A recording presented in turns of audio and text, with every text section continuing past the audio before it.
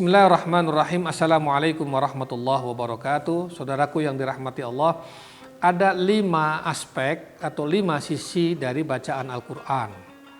5 sisi inilah bagian dari cara kita berinteraksi dengan Al-Quran. Pertama, Al-Quran sebagai bacaan, qiraatan. Yang kedua, Al-Quran sebagai hafalan, hifdzon. Yang ketiga, Al-Quran sebagai pemahaman, fahman.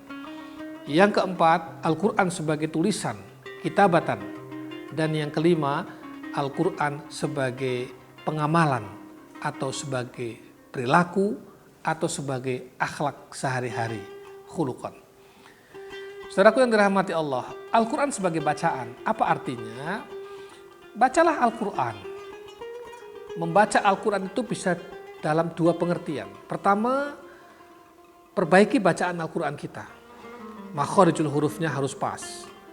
Hukum-hukum tajwidnya harus benar. Bahkan adab membaca Al-Qurannya juga harus benar sesuai yang dituntunkan oleh Rasulullah Shallallahu Alaihi Wasallam.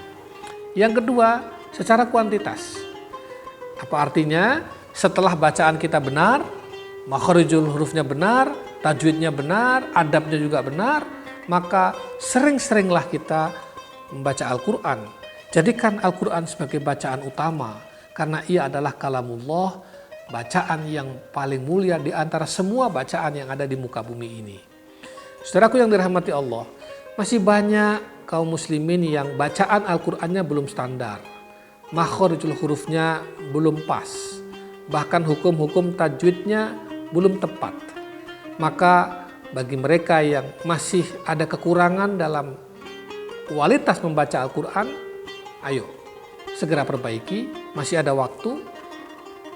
Belajar membaca Al-Quran dengan benar dan baik, lalu bacalah Al-Quran sebanyak mungkin dan menjadi bacaan kita sehari-hari. Apa kata Rasulullah SAW? Iqra'ul Quran fa innahu ya'ti yaumal qiyamah syafi'an li ashabi. Bacalah Al-Quran, karena Al-Quran itu pada hari kiamat akan datang memberi syafaat orang yang membacanya. Yang kedua, Al-Quran sebagai hifdzon, sebagai hafalan.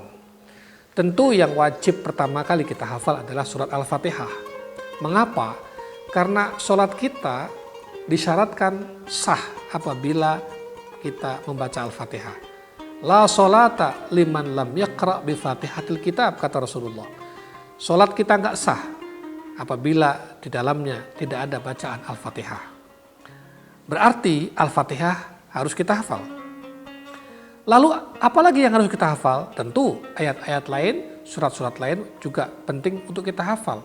Al-Ikhlas kita hafal, Al-Falaq kita hafal, An-Nas kita hafal, Al-Kautsar kita hafal, Al-Asr kita hafal, At-Takatsur kita hafal, terus sampai ke Ad-Duha. Bahkan sampai juz 30 kita hafal bila mana perlu. Kemudian ditambah lagi Yasin kita hafal, Al-Mulk kita hafal, atau surat-surat lain dalam Al-Quran yang kita harus hafalkan. Bertambahlah hafalan Quran kita dari tahun ke tahun. Otak, memori yang Allah berikan pada kita, ini sebuah kenikmatan, harus diisi dan diberi porsi untuk menghafalkan ayat-ayat Allah. Harus ada ruang yang kita berikan di dalam otak memori kita untuk mewadahi hafalan Al-Quran yang Allah turunkan pada kita. Yang ketiga, Al-Quran sebagai pemahaman, fahman. Artinya setelah bacaan kita baik, benar, kemudian hafalan kita juga terus bertambah, diikuti dengan pemahaman. Tiap tahun hafalan kita bertambah, ya. Kemudian tiap tahun pula mestinya pemahaman kita terhadap ayat-ayat Al-Quran juga harus bertambah.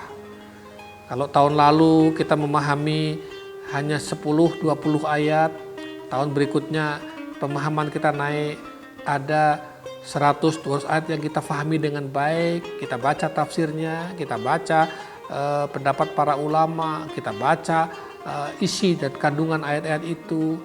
Tahun berikutnya naik lagi sampai mudah-mudahan di usia kita sebelum kita mati kita sudah memahami 30 juz semua isi kandungan Al-Quran ini. Meskipun tidak seperti pemahaman para ulama-ulama kita terdahulu. Berilah porsi nalar kita yang Allah anugerahkan pada kita untuk memahami kandungan Al-Quran. Yang keempat, Al-Quran sebagai tulisan, kitabatan. Apa artinya? Ya sekali-kali gunakanlah tangan kita untuk menuliskan ayat-ayat Al-Quran. Gunakanlah menulis Bismillahirrahmanirrahim. Sekali-kali kita nulis Al-Fatihah ya, di kertas atau di gadget kita atau di komputer kita atau di mana saja, supaya tangan ini menjadi saksi di hari kiamat kelak bahwa tangan yang Allah berikan nikmat kepada kita ini lancar semuanya. Jangan cuma hanya menuliskan banyak tulisan-tulisan yang bisa kita tulis, tetapi tangan ini pernah menuliskan sekian ayat, sekian surat di dalam Al-Quran. Karena Al-Quran ini ada, sekarang kita bisa membaca, itu karena dulu para sahabat pernah menulisnya. Pernah menulis Al-Quran ini, ya, terus berevolusi tulisan itu dan sekarang dicetak dan kita membaca cetakan itu. Apa artinya? Tanpa tulisan, tanpa media Al-Quran sebagai tulisan, kita akan kesulitan sekarang untuk membaca Al-Quran. Saudaraku yang dirahmati Allah, yang terakhir adalah Al-Quran sebagai pengamalan atau sebagai akhlak, khuluqan. Jadikanlah di bagian akhir Al-Quran sebagai sikap hidup. Apa yang dilarang oleh Al-Quran jangan kita lakukan. Apa yang diperintahkan oleh Al-Quran lakukan. Apa yang dianggap baik oleh Al-Quran, kita harus menganggapnya sebagai sebuah kebaikan. Apa yang dianggap oleh Al-Quran sebagai sebuah keburukan, kita pun juga harus menganggapnya sebagai sebuah keburukan. Al-Quran harus menjadi bagian dari perilaku, Al-Quran harus menjadi bagian dari sikap, Al-Quran harus menjadi bagian dari cara pandang kita terhadap dunia dan seisinya ini. Sayyidah Aisyah radhiyallahu anha, salah seorang istri Nabi, pernah tanya oleh para sahabat, gimana akhlaknya Nabi? Dijawab oleh beliau, kana khuluqul Quran. Akhlaknya Nabi tidak lain adalah Al-Quran itu sendiri. Artinya Nabi Muhammad adalah Al-Quran yang hidup, Al-Quran yang berjalan, the living Quran, ada pada diri dan sosok Rasulullah Shallallahu Alaihi Wasallam. Mudah-mudahan kita pun demikian. Al-Quran menjelma, termanifestasikan dalam sikap dan perilaku kita sehari-hari. Mudah-mudahan kita bisa menjadikan 5 aspek ini bagian dari cara kita berinteraksi dengan Al-Quran.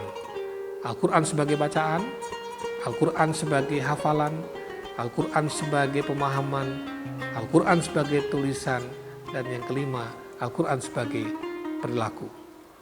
Demikianlah. Wassalamualaikum warahmatullahi wabarakatuh.